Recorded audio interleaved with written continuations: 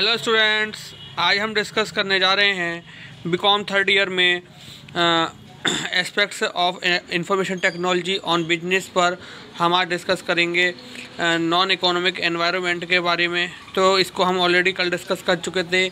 आज हम जो है इसके जो नेक्स्ट पॉइंट्स हैं उनके बारे में डिस्कस करेंगे। तो कल जो हमने डिस्कस करा था वह हमने फर्स्ट इसका डिस्कस करा था पॉलिटिकल एनवायरनमेंट के बारे में, तो आइए एक बार दोबारा डिस्कस कर लेते हैं इतने को। It affects different businesses units extensively components, यानी कि यह जो है अफेक्ट यानी कि प्रभाव डालता है विभिन्न तरह के व्यापारों की एक यूनिट पर और उसके कुछ एक्सटेंसिवली कंपोनेंट्स पर, जैसे कि पॉलिटिकल बिलीफ ऑफ गवर्नमेंट यानी कि राजनीतिक तथ्यों को लेकर सरकार के। Then political strength of the country, यानी कि देश की राजनीतिक ताकत को देखकर। Relationship with other countries next, यानी कि अदर जो विभिन्न देश हैं उनसे हमारे कैसे संबंध हैं उसको देखकर।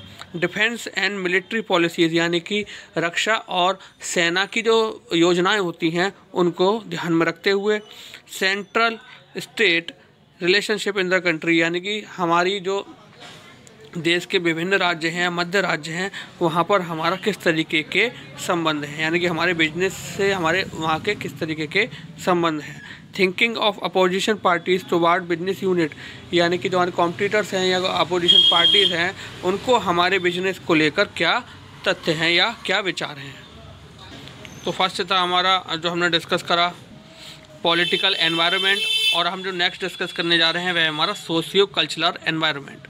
Influence exercised by social and cultural factor, यानी कि यह जो है इन्फ्लुएंस यानी कि इसका मेन हमारा इन्वॉल्वमेंट रहता है कार्य क्षमता पर, जो कि हमारी सामाजिक व कल्चरल फैक्टरिटीज़ यानी कि सांस्कृतिक जो हमारे फैक्टर्स होते हैं उन पर निर्भर करता है। Not with in the control of business, यह केवल बिजनेस पर कंट्रोल नहीं करता या कंट्रोल में नहीं होता। Is known as socio cultural environment, तो इसलिए हम इसको सोशल कल्चरल एनवायरनमेंट कहते हैं। दीज फैक्टर इंक्लूड, यानी कि इन फैक्टर्स में जो इंक्लूड होता है वह होता है attitude of people to work, यानी कि जो मैन पावर है उसके कार्य करने की शैली को, यानी कि कार्य शैली को। फैमिली सिस्टम, यानी किस तरीके से वहाँ का पारिवारिक सिस्टम है, यानी कि कोलैबोरेशन कैसा है। Then caste system, religion and education, यानी कि वहाँ की जातीय व्यवस्था कैसी है, वहाँ का धर्म क्या है और वहाँ की शिक्षा क्या है, वहाँ पर शिक्षा दर क्या है। और भी फैक्टर्स होते हैं जो कि हमारे सोशियो कल्चरल एनवायरनमेंट के अंदर आते हैं। नेक्स्ट है हमारा टेक्नोलॉजिकल एनवायरनमेंट। नेक्स्ट है स्टूडेंट हमारा टेक्नोलॉजिकल एनवायरनमेंट, यानी कि तकनीकी वातावरण किस तरीके का होना चाहिए। A systematic application of scientific knowledge to practical task is known as technology, यानी कि किसी भी सिस्टमेटिक एप्लीकेशन को वैज्ञानिक ज्ञान टू प्रैक्टिकल टास्क, यानी वैज्ञानिक ज्ञान से उसको प्रैक्टिकल यानी कि हैंड टू हैंड सॉल्व करने की प्रोसेस को इस टेक्नोलॉजी हम क्या बोलते हैं, टेक्नोलॉजी यानी कि तकनीक। एवरीडे और ऑब्जर्व, यानी कि हम दैनिक जीवन की बात करें और ऑब्जर्व करेंगे वास्ट चेंजेस, यानी कि बहुत से बड़े चेंजेस आते हैं इन प्रोडक्ट्स, यानी कि प्रोडक्ट्स में, उन प्रोडक्ट्स की सर्विसेज में और लाइफ स्टाइल्स में, यानी कि हमारे जीने के तरीके में, एंड लिविंग कंडीशंस और हमारे रहन सहन के तरीके में। These changes must be analysed, यानी कि इन चेंजेस की अगर हम बात करें तो इनको एनालाइज्ड किया जाता है एवरी बिजनेस यूनिट, यानी कि हर बिजनेस यूनिट के द्वारा। अब हर कोई हमारे लाइफ स्टाइल को देखकर या हमारी ज़रूरतों को देखकर यह पता लगाता है कि यूज़र को जो है वह किस तरीके की रिक्वायरमेंट है और उसी के अकॉर्डिंग वह अपने बिजनेस को एस्टेब्लिश करता है। तो यही हमारा मेन फैक्टर होता है टेक्नोलॉजिकल एनवायरनमेंट का। And they should try to adopt the changes, और मैंने अभी वही चीज़ डिस्कस की है आपसे कि वह क्या करता है, इन चेंजेस को अडॉप्ट करने की कोशिश करता है और यूज़र्स पर उनकी नीड के अकॉर्डिंग वह प्रोडक्ट्स को और सर्विसेज को पहुंचाता है। देन नेक्स्ट है हमारा नेचुरल एनवायरनमेंट। नेक्स्ट है स्टूडेंट हमारा natural environment. It includes natural resources, यानी कि इसके अंदर जो है वह हमारे वेदर, जैसे कि मौसम, क्लाइमेट, उन पर। दैन टोपोलॉजिकल फैक्टर्स, यानी कि किस वे में हम एक दूसरे से कनेक्ट हैं, वह सब चीज़ें। Such as look for this factor, such as soil, जैसे कि सॉइल मतलब वहाँ की मिट्टी कैसी है, सी समुद्र कैसा है, या वहाँ पर नदियाँ कौन सी हैं, या वहाँ पर हमारा वर्षा कैसे होती है, या वहाँ का जो हमारा वहाँ पे हैवी रेनफॉल होता है या हमारा कम रेनफॉल होता है। Every business unit must look for this factor, her business unit जो होती है वह वहाँ पर before choosing the location for their business, अपनी बिजनेस लोकेशन को चूज करने से पहले, यानी कि अगर की ज़मीन क्या है, कैसी है, वहाँ का मौसम क्या है वहाँ पर, यानी कि किसी फैक्टर की वजह से उनका बिजनेस डिस्टर्ब ना हो, तो इसी चीज़ों को देखकर वह ऐसी जगह अपना बिजनेस सेटअप करते हैं जहाँ पर इन सभी प्रॉब्लम्स को पड़े।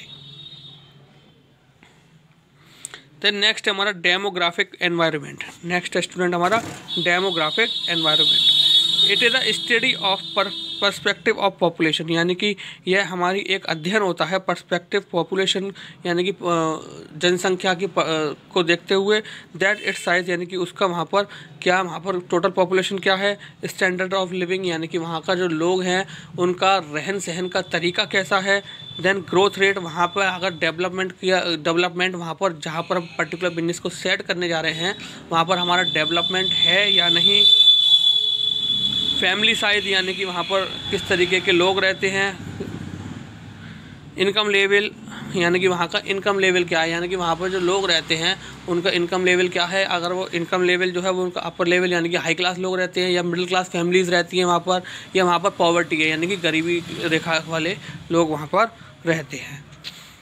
देन एजुकेशन लेवल, वहाँ लोगों का शिक्षा स्तर क्या है, ठीक है, और भी कई फैक्टर्स होते हैं जो कि डेमोग्राफिक एनवायरनमेंट पे हमारे जो है इंक्लूड रहते हैं।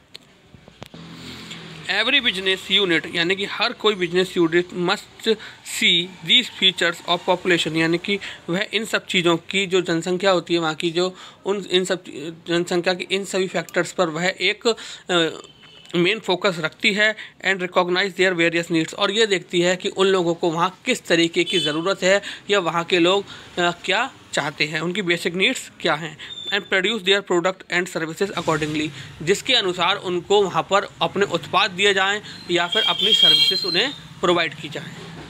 ओके स्टूडेंट्स, तो यह था हमारा डेमोग्राफिक एनवायरनमेंट, जिसमें हम जो है ग्रोथ रेट और इनकम लेवल्स पर और एजुकेशन लेवल्स को देखते हैं जहाँ पर भी हमें बिजनेस सेट करना है उस पर्टिकुलर एरिया की, जिससे कि हम अपनी सर्विसेज और प्रोडक्ट को वहाँ पर हर सिटीजन तक आसानी से पहुँचा पाएँ। देन नेक्स्ट हमारा इंटरनेशनल एनवायरनमेंट। नेक्स्ट स्टूडेंट हमारा international environment. It is particularly important, यानी कि अगर हम बात करें तो ये पर्टिकुलरली इम्पोर्टेंट हो जाता है फॉर इंडस्ट्रीज़ के लिए कि डायरेक्टली डिपेंडिंग ऑन इम्पैक्ट, यानी कि वह डायरेक्टली डिपेंडेंट होती है इम्पैक्ट पर, यानी कि किस तरीके का वहाँ पर प्रभाव है, और एक्सपोर्ट और किस तरीके का वहाँ पर आदान प्रदान है। The factors that affect the business, यानी कि कुछ ऐसे फैक्टर होते हैं जो बिजनेस पर अफेक्ट डालते हैं, जैसे कि ग्लोबलाइजेशन, यानी कि अगर हम बात करें तो पूर्ण विश्व में किस तरीके का बिजनेस का एनवायरनमेंट है। लिबरलाइजेशन, यानी कि वहाँ के लोग जो है वह लिबरल तो नहीं है। फॉरेन बिजनेसेस पॉलिसीज़, वहाँ पर जो है विदेशी बिजनेस का कोई प्रभाव तो नहीं है जिस वजह से वहाँ पर लोकल बिजनेस जो है वह नहीं चल पा रहे हो। देन कल्चरल एक्सचेंज, या वहाँ के लोग दिन ब दिन कल्चर अपना चेंज करते रहते हैं, जैसे कि वेस्टर्न कल्चर को सुन लिया, कभी कभी उन्होंने किसी और कल्चर को चुनकर वहाँ का अपना फैशन और ट्रेडिशन चेंज कर दिया। सो इन सब चीज़ों को इंटरनेशनल एनवायरनमेंट जो है उसमें मेन फोकस किया जाता है, जिसकी वजह से अगर हम वहाँ कोई नया बिजनेस सेटअप करने जा रहे हैं तो हमारे बिजनेस पर वहाँ पर कोई प्रभाव ना पड़े। सो स्टूडेंट, ये टॉपिक हमारा impact of information technology on business जो था वह आज हमारे यहाँ पर फिनिश होता है। कल हम अपने नेक्स्ट लेक्चर में अपना न्यू टॉपिक डिस्कस करेंगे। सो आइए एक बार हम रिवाइज करते हैं जो भी हमने आज पढ़ा उसके बारे में। आज हमने पढ़ा नॉन इकोनॉमिक एनवायरनमेंट में पॉलिटिकल एनवायरनमेंट के बारे में, जिसमें हम जो है राजनीतिक तथ्यों को सरकार की या हमारे देश की जो पॉलिटिकल स्ट्रेंथ है उसको ध्यान में रखते हैं, और हमारे दूसरे देशों से किस तरीके के संबंध है उनसे ध्यान में रखते हैं, या हमारी डिफेंस यानी कि सुरक्षा और मिलिट्री पावर को किस तरीके की योजनाओं की आवश्यकता है उसको ध्यान में रखते हैं, या फिर हमारे देश के मध्य राज्यों में हमारे किस तरीके के संबंध हैं हम उसको ध्यान में रखते हैं। देन हमारे जो कॉम्पिटिटर्स हैं या अपोजिशन पार्टीज़ हैं उनके हमारे बारे में क्या विचार हैं हम उनको भी ध्यान में रखते हैं। तो ये सब हमारे पॉलिटिकल एनवायरनमेंट में आते हैं, जो कि हमारे नॉन इकोनॉमिक एनवायरनमेंट के अंदर आते हैं।